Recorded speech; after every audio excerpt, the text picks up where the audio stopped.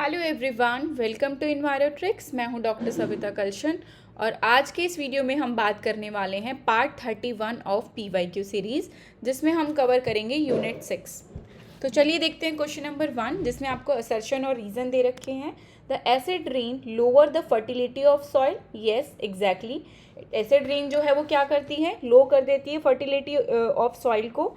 Reason क्या कह रहा है कि hydrogen ion exchange the nutrient anion. No, hydrogen ion exchange the nutrient cation. Cation को जो है वो रिप्लेस करता है, ना कि एनायंस को। तो रीज़न जो है आपका इनकरेक्ट है, बट असर्शन जो है वो करेक्ट है। Acid rain lower the fertility of soil. Clear है। अगर एक्सप्लेनेशन की मैं बात करूँ तो इसमें क्या होगा कि acid rain add the excess hydrogen to soil. क्यों होता है acid rain fertility of soil, अगर हम देखें वो लो क्यों कर देता है? एसिड रेन क्या कर रहा है, हाइड्रोजन आयन को सॉइल में क्या है, ऐड कर रहा है, जिसकी वजह से क्या होगा, these hydrogen ion displace the nutrient cation. जो न्यूट्रिएंट आपके सॉइल में प्रेजेंट थे उनको क्या कर देगा, ये हाइड्रोजन आयन डिस्प्लेस कर देगा। जैसे कौन से न्यूट्रिएंट, कैल्शियम, मैग्नीशियम और पोटेशियम या फिर सोडियम। तो कैल्शियम, मैग्नीशियम, पोटेशियम, सोडियम जैसे इंपॉर्टेंट न्यूट्रिएंट जो थे उसको जो है हाइड्रोजन आयन ने क्या करा, हाइड्रोजन आयन किस में प्रेजेंट थे, एसिड रेन में, उनको डिस्प्लेस कर दिया, उनको हटा दिया। डिस्प्लेस करने की वजह से क्या होगा, सॉइल कोलाइड हो जाएगी, न्यूट्रिएंट लीच आउट। जो न्यूट्रिएंट हैं आपके वो क्या कर जाएंगे, लीच आउट कर जाएंगे, और सॉइल फर्टिलिटी क्या हो जाएगी, डिक्रीज हो जाएगी। सॉइल फर्टिलिटी क्या हो जाएगी, डिक्रीज हो जाएगी। तो इसीलिए the statement about अनायन is wrong. तो स्टेटमेंट जो दे रखा है इन्होंने अनायन के लिए वो क्या हो जाएगा, रॉन्ग हो जाएगा। ठीक है। Acid rain lower the fertility of soil and hydrogen ion exchange the nutrient cations, not anions. Next question देख लेते हैं। The dominant mechanism of deposition of aerosol particle size range 5 to 10 micrometer in the respiratory tract are sedimentation, impaction और diffusion। इनमें से क्या होगा? तो अगर डिफ्यूजन सेडिमेंटेशन की बात करें तो ये कैसे जा रहा है, डोमिनेंट डिपोजिशन मैकेनिज्म क्या है सेडिमेंटेशन का, ग्रेविटेशनल सेटलिंग है। ये क्या अफेक्ट करता है आपके ब्रोंकियोल्स को, एल्वुलर को, एल्वुलर रीजन को। ब्रोंकियोल्स और एल्वुलर रीजन को कौन इम्पैक्ट करता है, सेडिमेंटेशन करता है। मैकेनिज्म क्या होता है, ग्रेविटेशनल सेटलिंग होता है। पार्टिकल साइज रेंज की अगर हम बात करें तो ये रहता है 0.5 to आपका रहेगा 5 माइक्रोमीटर। 0.5 to 5 माइक्रोमीटर जो है आपका सेडिमेंटेशन रहता है। इम्पैक्शन की अगर हम बात करें तो इसमें साइज रेंज जो रहेगा आपका पार्टिकल का वो रहेगा आपका 5 to 10 माइक्रोमीटर। ठीक है, 5 to 10 माइक्रोमीटर।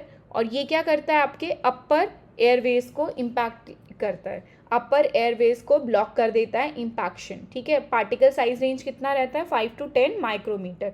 डिफ्यूजन की अगर हम बात करें तो ये deep alveoli, D stand for diffusion and D stand for deep alveoli. तो डीप एल्वुलाई को जो इफेक्ट करता है वो क्या करता है, डिफ्यूजन। तो इट्स मीन दैट डिफ्यूजन जो है वो डीप एल्वुलाई में जा रहा है, तो it's mean that the particle size जो है वो बहुत छोटा होगा। तो particle size less than 0.5 micrometre रहता है आपका डिफ्यूजन में। तो और इफेक्ट करता है आपके डीप एल्वुलाई को। तो इन्होंने पूछा है the dominant mechanism deposition of aerosol particle in the size range. 5 से अगर 10 माइक्रोमीटर का साइज रेंज है तो रेस्पिरेटरी ट्रैक को वो इम्पैक्ट कर रहा है। तो इनमें से कौन सा प्रोसेस होगा? तो सेडिमेंटेशन और इम्पैक्शन जो है दोनों मेजर प्रोसेस है जो 5 to 10 माइक्रोमीटर एरोसोल रेंज के साइज को की वजह से इम्पैक्ट कॉज करते हैं। क्यों? क्योंकि सेडिमेंटेशन का पार्टिकल साइज कितना होता है, 0.5 to 5 माइक्रोमीटर, और इम्पैक्शन का होता है 5 to 10 माइक्रोमीटर, 5 to 10 माइक्रोमीटर। अब यहाँ पर अगर क्वेश्चन में दे रखा होता ओनली 2, अगर ओनली 2 दे रखा होता तो आपका सिर्फ और सिर्फ करेक्ट आंसर होता ऑप्शन नंबर बी, जो सेकेंड, इम्पैक्शन। लेकिन यहाँ पर क्वेश्चन में जो आपको दे रखा है वो कहीं पे भी ओनली 2 नहीं दे रखा, लेकिन 5 माइक्रोमीटर तक के सेडिमेंटेशन का साइज रहता है, 5 माइक्रोमीटर तक। इसीलिए हमने ऑप्शन जो है वो ए करेक्ट किया, 1 to 2। ठीक है, 1 and 2, sedimentation and impaction. Then next question देख लेते हैं। The online monitoring technique for NOx is based on chemiluminescence which of the following molecule is in excited state. तो नॉक्स की मॉनिटरिंग के लिए हम क्या प्रोसेस यूज़ करते हैं, कीमोल्यूमिनेसेंस प्रोसेस जो है हम यूज़ करते हैं। तो और कीमोल्यूमिनेसेंस जो है ये किस पे बेस्ड होता है, कौन से मॉलिक्यूल जो है वो एक्साइटेड स्टेट पे जाते हैं आपके। तो चलो प्रिंसिपल की अगर मैं बात करूँ तो principle of NOx online monitoring is chemiluminescence method. Principle of NOx online monitoring is chemiluminescence method होता है, जिसमें क्या होता है कि nitric oxide react with O3। Nitric oxide किसके साथ रिएक्ट करते हैं, ओजोन के साथ रिएक्ट करते हैं। This reaction produce the excited nitrogen dioxide. इसकी वजह से क्या प्रोड्यूस होता है आपका, एक्साइटेड नाइट्रोजन डाइऑक्साइड। क्या होगा, निट्रिक ऑक्साइड जो है वो ओजोन के साथ रिएक्ट करेंगे, NO which is reacted with ozone O3, और this reaction produce the excited nitrogen dioxide. क्या प्रोड्यूस कर रहे हैं, excited NO2। When NO2 return the ground state, it emit the light। जब NO2 जो है एक्साइटेड स्टेट से ग्राउंड स्टेट पे आता है तो ये क्या करता है, लाइट को एमिट आउट करता है। ठीक है, जो लाइट एमिट आउट होती है उसको हमने क्या बोला, chemiluminescence. The emitted light intensity is measure proportional to NO concentration, जिससे हम क्या पता लगाते हैं कि कितनी लाइट जो है उसकी इंटेंसिटी जो है, कितनी एमिटेड लाइट इंटेंसिटी जो है वो आई है, उसको हम मेज़र करके क्या पता लगाते हैं, NO का कंसेंट्रेशन। किसका कंसेंट्रेशन, नॉक्स का कंसेंट्रेशन। क्लियर है क्या होता है कीमोल्यूमिनेसेंस मैकेनिज्म। प्रिंसिपल मैंने आपको बता दिया, निट्रिक ऑक्साइड ओजोन के साथ रिएक्ट आउट करता है, एक्साइटेड स्टेट में नाइट्रोजन डाइऑक्साइड बनाता है। क्वेश्चन भी आपसे क्या पूछे, एक्साइटेड स्टेट के बारे में, इसलिए ऑप्शन नंबर सी जो आपका करेक्ट है। देन एक्साइटेड नाइट्रोजन डाइऑक्साइड जब बनाता है तो जब ये एक्साइटेड स्टेट से ग्राउंड स्टेट पे आता है तो ये सम लाइट जो है वो एलिमिनेट आउट करता है, एमिट आउट करता है। तो ये लाइट एलिमिनेट करता है, उसको हम मेज़र करके क्या पता लगाते हैं, NO की कंसेंट्रेशन। ठीक है, तो करेक्ट आंसर क्या है आपका, ऑप्शन नंबर सी।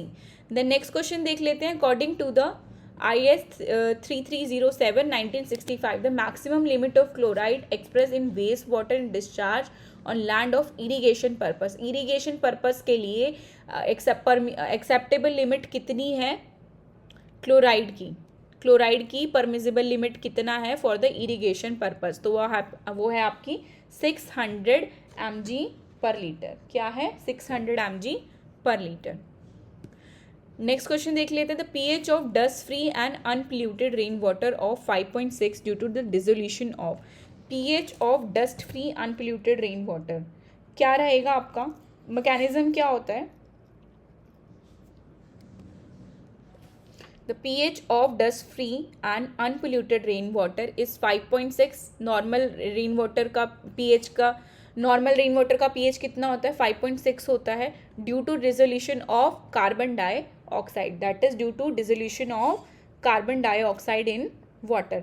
बेसिक मैकेनिज्म अगर मैं बताऊं, जो आपके एटमॉस्फेयर में कार्बन मोनोऑक्साइड प्रेजेंट है, ठीक है, वो रिएक्ट हुआ OH आयन से, OH आयन से रिएक्ट होके किसने क्या बनाया, HCO बनाया। देन ये HCO जो है वो रिएक्ट आउट कर जाएगा हाइड्रोजन के साथ। This weak carbonic acid dissolution release the hydrogen ion. जो वीक कार्बोनिक एसिड बनेगा वो क्या करेगा, dissolution decrease the hydrogen ion. Hydrogen ion का डिसोल्यूशन जो है वो डिक्रीज कर देगा, lowering the pH slide below the neutral, जो क्या करेगा फिर लो कर देगा आपका pH को। तो नेचुरल रेन वाटर का pH कितना हुआ, 5.6 because of dissolution of carbon dioxide. ठीक है, वीक कार्बोनिक एसिड बनता है। विच of the following is not a precursor of classical smoke. मैंने जो है इस पर एक थ्योरी लेक्चर बना रखा है जिसमें मैंने बताया था 2 टाइप ऑफ स्मोक होता है आपका, फोटोकेमिकल स्मोक और लंडन स्मोक। ठीक है, जिसको हम क्लासिकल स्मोक भी कहते हैं। तो फोटोकेमिकल स्मोक और क्लासिकल स्मोक।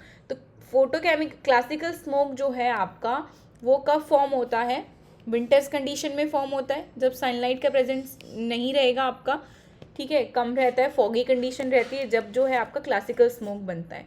तो इन्होंने पूछा है विच of the following not a precursor of classical smoke. तो क्लासिकल स्मोक के लिए एरोसोल की ज़रूरत है, सल्फर डाइऑक्साइड की ज़रूरत है, फॉग की है, लेकिन सनलाइट की ज़रूरत नहीं है। क्लियर है? देन नेक्स्ट क्वेश्चन देख लेते हैं। नेक्स्ट क्वेश्चन कह रहा है कि असर्शन और रीजन दे रखा है, carbon dioxide at higher altitude has a global constant value despite the localized source of reduction. कि carbon dioxide at higher altitude has a globally constant value despite it localized source of reduction. Reason कह रहा है कि carbon dioxide has long residence time in the atmosphere. तो दोनों statement जो है वो करेक्ट हैं। एक्सप्लेनेशन की अगर मैं बात करूं, how CO2 has a long atmospheric residence time. CO2 का क्या होता है? लॉन्ग एटमॉस्फेरिक रेजिडेंस टाइम रहता है, जिसकी कितना होगा? 100 ईयर्स होता है। तो CO2 का रेजिडेंस टाइम कितना होता है एटमॉस्फेयर में? 100 ईयर्स होता है। This allow through mixing by atmospheric circulation. किस लिए होता है ऐसा? ड्यू टू एटमॉस्फेरिक सर्कुलेशन जो है आपका जितना बनता है उतना एटमॉस्फेयर में आ जाता है। तो एटमॉस्फेरिक सर्कुलेशन की वजह से CO2 का जो रेजिडेंस टाइम है एटमॉस्फेयर में वो कितना रहता है आपका? 100 ईयर्स। कितना रहेगा? 100 ईयर्स रहता है। ठीक है। This allow through mixing by atmospheric circulation and uniform concentration globally specially at higher altitude. तो यूनिफॉर्म कंसंट्रेशन आपको देखने को मिलती है कहाँ पर? Globally at the higher altitude. तो कार्बन डाइऑक्साइड की हायर एल्टीट्यूड पे जो है वो कंसंट्रेशन क्या मिलती है? ज़्यादा मिलती है। ठीक है, यूनिफॉर्म कंसंट्रेशन मिलती है due to long residence time in atmosphere. तो इसका करेक्ट आंसर क्या है? Option number B. Both A and R is correct and R is the correct explanation of A.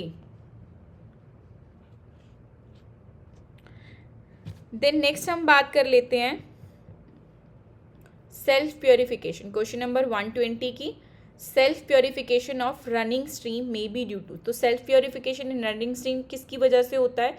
Sedimentation की वजह से, डाइल्यूजन और ऑक्सीडेशन की वजह से। तो self purification of running stream may be due to sedimentation, dilution and oxidation.